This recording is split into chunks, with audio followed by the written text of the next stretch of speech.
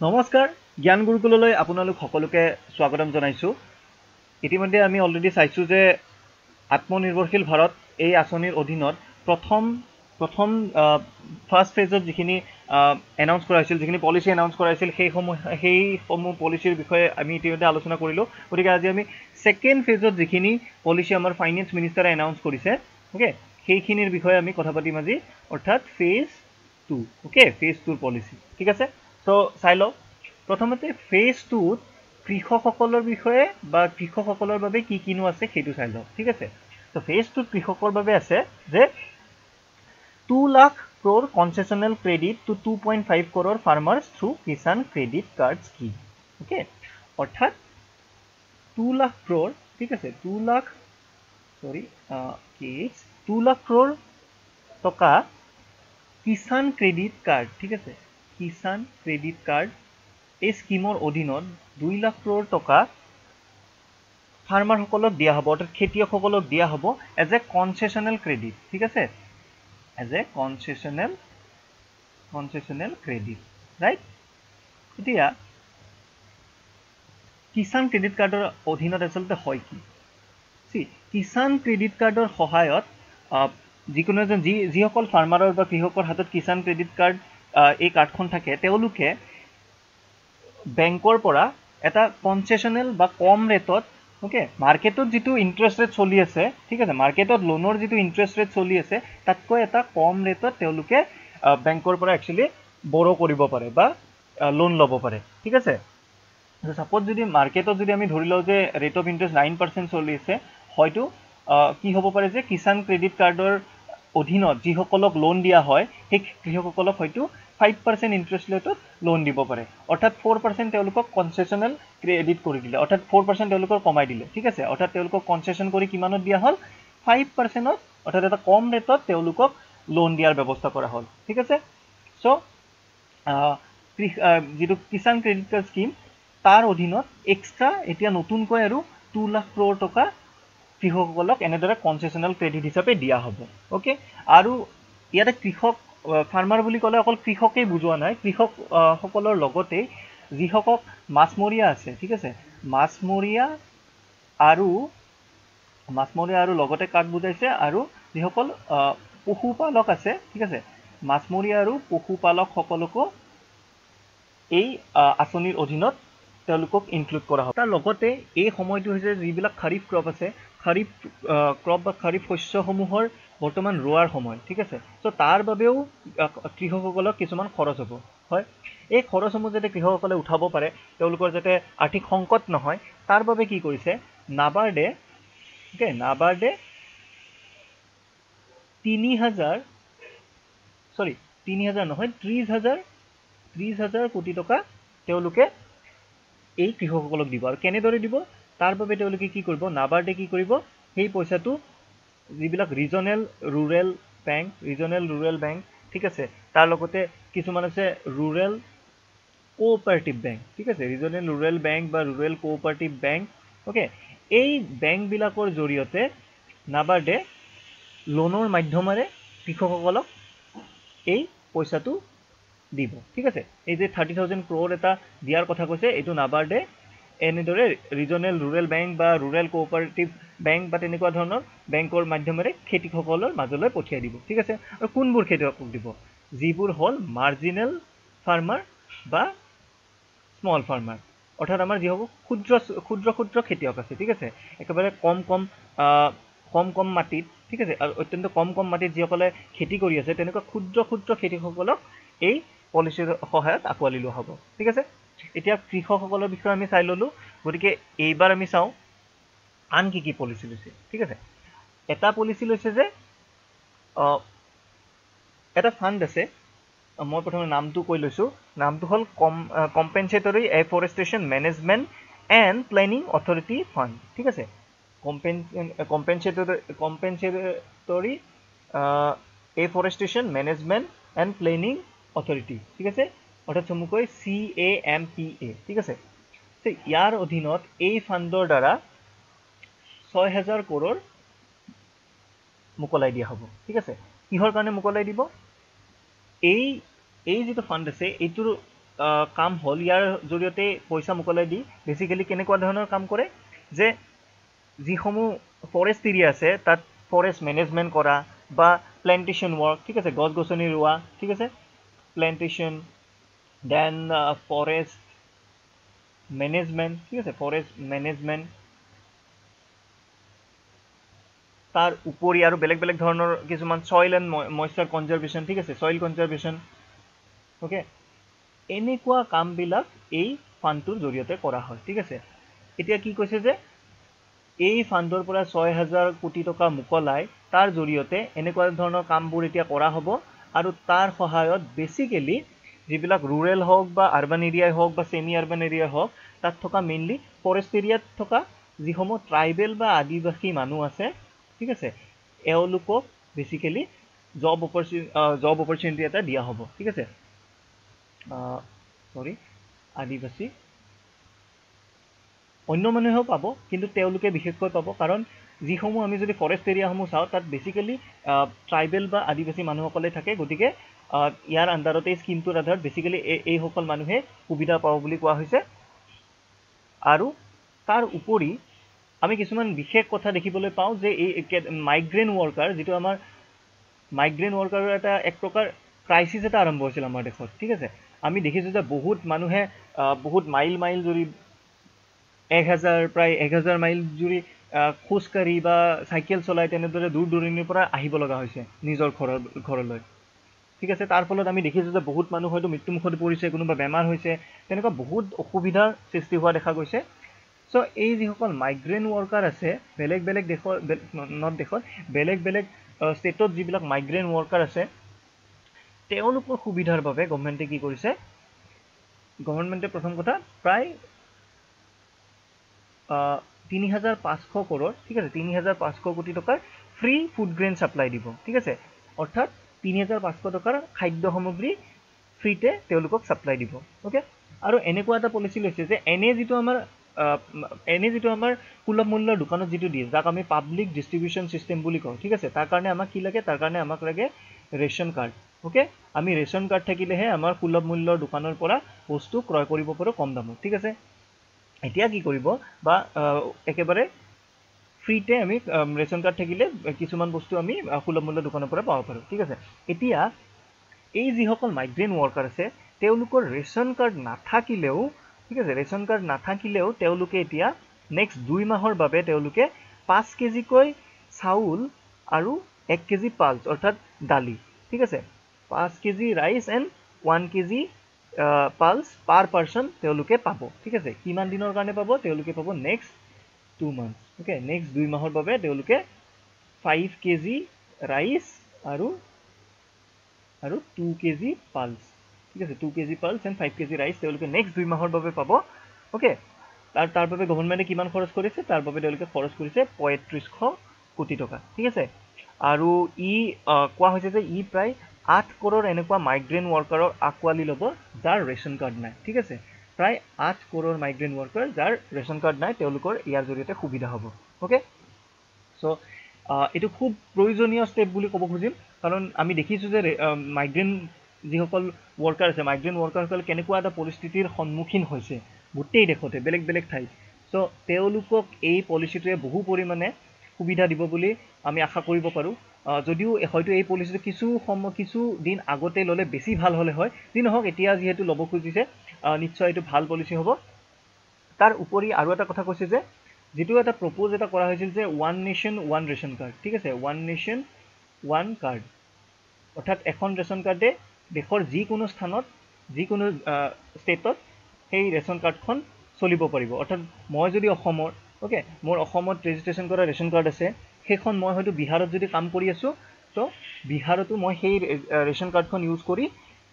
বস্তু সুলভ মূল্যত ক্ৰয় কৰিব পাৰিম ঠিক আছে আগতে সেই ব্যৱস্থাটো নাছিল এতিয়া সেই ব্যৱস্থাটোৰ কথা কৈ থকা হৈছে আৰু কৈছে যে 2020 চনৰ আগষ্টলৈকে ঠিক আছে অৰ্থাৎ এই চলিত বৰ্ষৰ আগষ্টলৈ প্ৰায় পিডিএস অৰ্থাৎ পাব্লিক ডিস্ট্ৰিবিউশন সিস্টেম বা সুলভ মূল্যত যিসকল মানুহে বস্তু ক্ৰয় কৰিব পাৰে তাৰে প্ৰায় 85% মানুহে এই আঁচনিৰ অন্তৰ্ভুক্ত হ'ব অৰ্থাৎ তেওঁলোকে যিকোনো ঠাইতে থাকি তেওঁলোকৰ ৰেশন কাৰ্ডৰে বস্তু কিনিব পৰা হ'ব ঠিক আছে আৰু বাকি 2021 লৈকে বাকি 100% টোটেল এই পলিচিটো এপ্লাই হ'ব গোটেই দেশত অৰ্থাৎ যিকোনো মানুহে দেশৰ যিসকলে সুলভ মূল্যত বস্তু পায় ৰেচন কাৰ্ড আছে তেওঁলোকে যিকোনো ঠাইত থাকি আন ঠাইত মানে যিখন ষ্টেটত তেওঁলোকে ৰেজিষ্ট্ৰেশ্যন কৰা হৈছে আন ঠাইতো তেওঁলোকে তাৰ জৰিয়তে সেই ৰেচন কাৰ্ডৰ জৰিয়তে বস্তু ক্ৰয় কৰিব পাৰিব ঠিক আছে এইটো বাৰু লং টাৰ্ম প্লেন এইটো পিছৰ কথা তাৰ কিন্তু এই যেটো পলিচি ললে যি কোৱা হৈছে যে 8 কৰোৰ মাইগ্ৰেন্ট ওয়াৰ্কাৰক সহায় কৰিব এটো খুব জৰুৰী ঠিক আছে আমি পৰৱৰ্তী পলিচি লৈ আহো এটা পলিচি কোৱা হৈছে যে মুদ্ৰা শিশু লোন বেনিফিচিয়াৰী ঠিক আছে তো প্ৰথম কথা মুদ্ৰা লোনৰ বিষয়ে আমি জানিব লাগিব ঠিক আছে মুদ্ৰা লোনৰ আন্ডাৰত একচুয়ালি মুদ্ৰা লোনৰ আন্ডাৰত কি কৰা হয় বিশেষকৈ মাইক্ৰ এন্টাৰপ্ৰাইজ বিলাকক লোন দিয়া হয় ঠিক আছে তিনি প্ৰকাৰৰ লোন দিয়ে ওকে তিনি প্ৰকাৰৰ লোনক তিনিটা নামেৰে জনা যায় প্ৰথমটো হল শিশু ঠিক আছে শিশু অৰ্থাৎ যিবোৰ লোন 50,000তকৈ কম ঠিক আছে 50,000তকৈ কম টকাৰ লোন ললে হেতু কব শিশু লোন ওকে ঠিক তেনেদৰে নেক্সট এটা আছে কিশোৰ ওকে কিশোৰত কি হয় যে 5 লাখ টকাতকৈ কম লোন ললে এটো কিশোৰ বুলি কোৱা হ'ব ঠিক আছে ঠিক তেনেদৰে নেক্সট আৰু এটা আছে তৰুণ ঠিক আছে এতিয়া তৰুণটো হল 5 লাখতকৈ বেছি ওকে 5 লাখতকৈ বেছি আৰু 10 লাখতকৈ কম ঠিক আছে 5 লাখতকৈ বেছি কিন্তু 10 লাখতকৈ কম হলে হেতু তৰুণ লোনৰ ভিতৰত পৰিব ঠিক আছে আৰু এটো কাক দিয়া হয় এটো দিয়া হয় সৰু সৰু এন্টাৰপ্ৰাইজ বিলাকক ঠিক আছে সো এতিয়া গভৰ্ণমেন্টে কৈছে যে যিসকল শিশু লোন লোৱা এন্টাৰপ্ৰাইজ আছে ওকে যিসকলে শিশু লোন লৈছে অলৰেডি অৰ্থাৎ 50,000তকৈ কম টকাৰ লোন লৈছে তেওঁলোকক গভৰ্ণমেন্টে 2% ইন্টাৰেষ্ট সাবভেনশন দিব ঠিক আছে interest subvention okay interest subvention দিব আৰু কিমান দিনলৈ দিব এটো দিব 12 মান্থ ওকে 12 মান্থলৈ বা এবছৰলৈ ইন্টাৰেষ্ট সাবভেনশন দিয়া হ'ব ওকে এতিয়া কথাটো হল যে ইন্টাৰেষ্ট সাবভেনশন মানেনো কি সো আমি প্ৰথমে চাই লও ইন্টাৰেষ্ট সাবভেনশন নো কি সাপোজ যে মাৰ্কেট ৰেট অফ ইন্টাৰেস্ট আছে সাপোজ 9% ঠিক আছে বজাৰত 9% ৰেট অফ ইন্টাৰেস্ট চলি আছে এতিয়া সাপোজ শিশু লোনৰ আন্ডাৰত যিটো এন্টাৰপ্ৰাইজে লোন লৈছিল তেওঁলোকে 9% লোনতে ইন্টাৰেষ্টটো লৈছিল ঠিক আছে কিন্তু গভৰ্ণমেন্টে যেতিয়া ক'লে যে আমি 2% ইন্টাৰেষ্ট সাবভেনশন দিম তাৰ মানে গভৰ্ণমেন্টে কৈছে যে তাৰে 2% পেমেন্ট আমি কৰিম ঠিক আছে 2% পেমেন্ট আমি কৰিম আপোনালোকে কৰিব নালাগে ঠিক আছে সো তাৰ ফলত কি হ'ব হে এন্টাৰপ্ৰাইজ বিলাকে এতিয়া যদি তেওঁলোকে 9%ত লোন লৈছিল তেতিয়া হলে তাৰ মানে তেওঁলোকে এতিয়া মাত্ৰ 7% হে দিব লাগিব ঠিক আছে তেওঁলোকে 7% হে লোন দিব লাগিব ওকে অৰ্থাৎ তেওঁলোকৰ ওপৰত যেটো বাৰ্ডেন আছিল ওকে যেটো দায়িত্ব আছিল যে 9% কৈ দিব লাগিলে তেওঁলোকে অলপ বেছিকৈ দিব লাগিছিল এতিয়া এটলিষ্ট কিছু পৰিমাণে হলো তেওঁলোকৰ সেই বাৰ্ডেনটো কমি গল ওকে ইতিপূৰ্বে এই আঁচনিটোৰ আগতে অলৰেডি গভৰ্ণমেন্টে কি কৰিছিল যে 3 মাহলৈ অলৰেডি এনে ধৰণৰ যিবিলাক লোন আছিল এই লোন বিলাক কত যেটো ইন্টাৰেষ্ট পেমেন্ট কৰিব লাগে সেই ইন্টাৰেষ্ট পেমেন্ট কৰিব নলগা ব্যৱস্থা এটা আছিল যোৱা 3 মাহ ধৰি তেওঁলোকে দিব লগা হোৱা নাই ঠিক আছে যোৱা 3 মাহ ধৰি তেওঁলোকে কোনো ধৰণৰ ইন্টাৰেষ্ট দিব লগা হোৱা নাই আৰু এতিয়া কি কৈছে এতিয়া যে যেটো পাৰ্সেন্ট দিব লাগিব তাতকৈ 2% কমকৈ দিব লাগিব অৰ্থাৎ 2% ইন্টাৰেষ্ট সাবভেনশন দিয়া হৈছে গভৰ্ণমেন্টৰ জৰিয়তে ওকে আৰু ইয়াৰ অধীনত কৈছে যে প্ৰায় 3 crore শিশু লোন বেনিফিচিয়াৰী অৰ্থাৎ যিসকলে শিশু লোন লৈছে ঠিক আছে 3 crore শিশু লোন লোৱা এনেকুৱা এন্টাৰপ্ৰাইজ বা মানুহৰ সহায় হ'ব এই লোনটোৰ সহায় ঠিক আছে আৰু তাৰ ফলত গভৰ্ণমেন্টৰ ওপৰত কিমান এটা বাৰ্ডেন পৰিব গভৰ্ণমেন্টৰ ওপৰত প্ৰায় 1500 কোটি টকা খৰচ হ'ব ঠিক আছে এই পলিচিটোৰ বাবে গভৰ্ণমেন্টৰ খৰচ হ'ব প্ৰায় 1500 কোটি টকা আৰু ই সহায় কিমানক কৰিব ই ডেফিনেটলি সহায় কৰিব প্ৰায় 3 কোটি মানুহক ঠিক আছে সো এটো আছিল শিশু মুদ্ৰা যোজনা ওকে পৰৱৰ্তী পলিচি লৈ যাও এটা পলিচি লোৱা হৈছে যিসমূহ আমাৰ ষ্ট্ৰীট ভেন্ডৰ আছে ওকে অৰ্থাৎ আমি যে আমাৰ কলেজৰ সন্মুখতে হওক বা যিকোনো ৰাস্তাৰ সন্মুখত যিবিলাক ষ্ট্ৰীট ভেন্ডৰ থাকে যে বেলেগ হয়তো সৰু সৰু দোকান বিলাক থাকে ভাতৰ দোকান থাকে বা তেনেকুৱা ফাষ্ট ফুডৰ দোকান থাকে ওকে বা তেনেকুৱা বেলেগ ধৰণৰ বস্তুৰ দোকান থাকে সো এনেকুৱা যিবিলাক ষ্ট্ৰীট ভেন্ডৰ আছে তেওঁলোকক অৰ্থাৎ পদপথৰ ব্যৱসায়ী ঠিক আছে পদপথৰ ব্যৱসায়ী তেওঁলোকৰ বাবে গভৰ্ণমেণ্টে এটা নতুন পলিচি লৈছে ওকে পদভূতৰ ব্যৱসায়ীসকলৰ বাবে তেওঁলোকে কি লৈছে যে গভৰ্ণমেণ্টে এনেকুৱা 50 লাখ ষ্ট্ৰীট ভেণ্ডৰক ঠিক আছে 50 লাখ ষ্ট্ৰীট ভেণ্ডৰক সকলোকে 10,000 কৈ তেওঁলোকক লোন দিয়াৰ ব্যৱস্থা কৰিব ঠিক আছে অৰ্থাৎ 50 লাখ ষ্ট্ৰীট ভেণ্ডৰক 10,000 কৈ লোন দিব গভৰ্ণমেণ্টে ওকে আৰু তাৰ অধীনত কিমান পইচা খৰচ হ'ব তাৰ অধীনত খৰচ হ'ব পইচা 5,000 কৰোৰ ঠিক আছে অৰ্থাৎ 5,000 কৰোৰ টকা গভৰ্ণমেণ্টে এই ষ্ট্ৰীট ভেণ্ডৰ সকলক লোন হিচাপে দিব পাৰ ষ্ট্ৰীট ভেণ্ডৰ কিমান কৰিব পাৰ ষ্ট্ৰীট ভেণ্ডৰ দিব 10,000 টকাকৈ আৰু কিমানক এই স্কিমটো আকোৱালি ল'ব প্ৰায় 50 লাখ ষ্ট্ৰীট ভেণ্ডৰক এই স্কিমটোৱে ডাইৰেক্টলি আকোৱালি ল'ব এইটো কিয় জৰুৰী কাৰণ দেখা গৈছে যে যেহেতু লকডাউনৰ কাৰণে এই ষ্ট্ৰীট ভেণ্ডৰসকল অলৰেডি তেওঁলোক ইমান দিন হয়তো বিজনেছ কৰিব পৰা নাই ওকে এতিয়া লকডাউন সাময়িকভাৱে খোলা দিছে তেওঁলোকে হয়তো আগবাঢ়ি আহিব বিচাৰিছে কিন্তু বিজনেছটো আৰম্ভ কৰিবলৈ চলাবলৈও তেওঁলোকক কিছুমান চলাবৰ কাৰণে কিছুমান পইচা লাগে যাক কোৱা হয় ইংৰাজীত ৱৰ্কিং কেপিটেল ঠিক আছে ধৰ কামটো চলাই নিবলৈ যিখিনি পইচা বা হেৰি দৰকাৰ হয় সেইটো কোৱা হয় ৱৰ্কিং কেপিটেল ঠিক আছে তো এই ৱৰ্কিং কেপিটেলৰ ব্যৱস্থা কৰিবলৈ একচুৱেলি এই পলিচিটো লোৱা হৈছে যাৰ অধীনত 5,000 কৰোৰ খৰচ কৰি প্ৰায় 50 লাখ বেনিফিচিয়াৰী 10,000 কৈ লোন দিয়া হ'ব ওকে তাৰপিছত আন এটা পলিচি আছে যিটো পলিচিৰ জৰিয়তে মাইগ্ৰেণ্ট ৱৰ্কাৰসকলক তেওঁলোকক ইজি হোম লোন নহয় সহজতে ঘৰৰ ব্যৱস্থা কৰি দিব আচলতে এইটো একচুৱেলি শৰ্ট টাৰ্ম ব্যৱস্থাপনা নহয় এইটো এটা লং টাৰ্ম ব্যৱস্থাপনা হ'ব যাৰ সহায়ত কি কৰিব যে প্ৰধানমন্ত্ৰী আৱাস যোজনা ঠিক আছে প্ৰধানমন্ত্ৰী আৱাস যোজনাৰ অধীনত ওকে গভৰ্ণমেণ্টে কি কৰিব বেলেগ বেলেগ হয়তো প্ৰাইভেট কোম্পানীৰ লগত লগ লাগিয়ে হওক বা গভৰ্ণমেণ্টে নিজাকৈয়ে হওক কিছুমান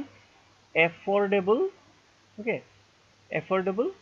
হাউচিং কমপ্লেক্স কিছুমান সাজি উলিয়াব ঠিক আছে affordable housing complex okay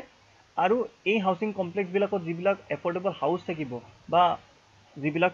flat বুলি কওঁ বা এফৰ্ডেবল হোম থাকিব ঠিক আছে সেই এফৰ্ডেবল হাউচ এই যিবিলাক মাইগ্ৰেণ্ট ৱৰ্কাৰ থাকিব তেওঁলোকৰ ফাৰ্ষ্ট কথা তেওঁলোকৰ টকা পইচাৰ বহুত সমস্যা থাকে বৰ বেছি তেওঁলোকৰ টকা পইচা নাথাকে গতিকে কম দামত যাতে এই এফৰ্ডেবল হাউচবিলাক তেওঁলোকে পাব পাৰে মাইগ্ৰেণ্ট ৱৰ্কাৰবিলাকে পাব পাৰে তাৰ ব্যৱস্থা কৰি গভৰ্ণমেণ্টে এই পলিচিটো হাতত লৈছে ঠিক আছে এফৰ্ডেবল হাউচ অৰ্থাৎ সেইবিলাক ঘৰৰ টকা পইচা বা যিটো ৰেণ্টেল ফি হ'ব অৰ্থাৎ মাহিলী যিটো ভাড়া হ'ব ঠিক আছে সেই ৰেণ্টেল ফিটো বা ৰেণ্টটো অতি কম হ'ব ঠিক আছে ৰেণ্টটো বহুত এইটো ৰেণ্টটো কম হ'ব কাৰণ কিয় সেই মানুহখিনিয়ে যাতে সেইটো এফৰ্ড কৰিব পাৰে এই ব্যৱস্থাটো মেইনলি কৰা হৈছে কাৰণ আমি দেখিছোঁ যে কেনেকুৱা এটা পৰিস্থিতি আছে যে এই কোভিড-19ৰ সময়ত যি বহুত এনেকুৱা মাইগ্ৰেণ্ট ৱৰ্কাৰ আছে যিসকলৰ থাকিবলৈ ঘৰ নাই তেওঁলোকে আল্টিমেটলি যিবিলাক ফেক্টৰীত কাম কৰে সেই ফেক্টৰীবিলাকতে হয়তো থাকিছিল ঠিক আছে আৰু যেতিয়া ফেক্টৰীবিলাক বন্ধ কৰি দিব লগা হ'ল তেতিয়া এই মানুহখিনিক উলিয়াই দিলে ঠিক আছে আৰু তেওঁলোকৰ থাকিবৰ কাৰণে ঘৰ নাই তেওঁলোকৰ ঠিক আছে এই মাইগ্ৰেণ্ট ৱৰ্কাৰখিনিৰ যে থাকিবলৈ ঘৰ নাই এই যে সমস্যাটো কাৰণ তেওঁলোকে বেছি দামত ঘৰ এফৰ্ড কৰিব নোৱাৰে ঠিক আছে আৰু তেনেদৰে কম দামত ঘৰৰ ব্যৱস্থা নাই এই যিটো সমস্যা এই সমস্যাটো সমাধানৰ বাবে এই এফৰ্ডেবল হাউচিং প্লেনটো কৰা হৈছে গভৰ্ণমেণ্টৰ দ্বাৰা চৰকাৰৰ দ্বাৰা আৰু এই স্কিমটো হ'ব প্ৰধানমন্ত্ৰী আৱাস যোজনাৰ অধীনত ঠিক আছে যাৰ যোগেদি তেওঁলোকে এফৰ্ডেবল হোম পাব ঠিক আছে সো এইখিনিয়ে বেছিক অত্যন্ত গুৰুত্বপূৰ্ণ কথা এই ফেজ 2 যিখিনি ৰিফৰ্ম দিছে ফেজ 2 ৰিফৰ্মৰ ভিতৰত এইখিনি সকলোতকৈ গুৰুত্বপূৰ্ণ পৰৱৰ্তী সময়ত যেতিয়া ফেজ 2 ৰিফৰ্ম দিব সেইসমূহ আমি আমাৰ ভিডিঅ'ৰ জৰিয়তে আপোনালোকৰ সন্মুখলৈ লৈ আনিবৰ চেষ্টা কৰিম ঠিক আছে ধন্যবাদ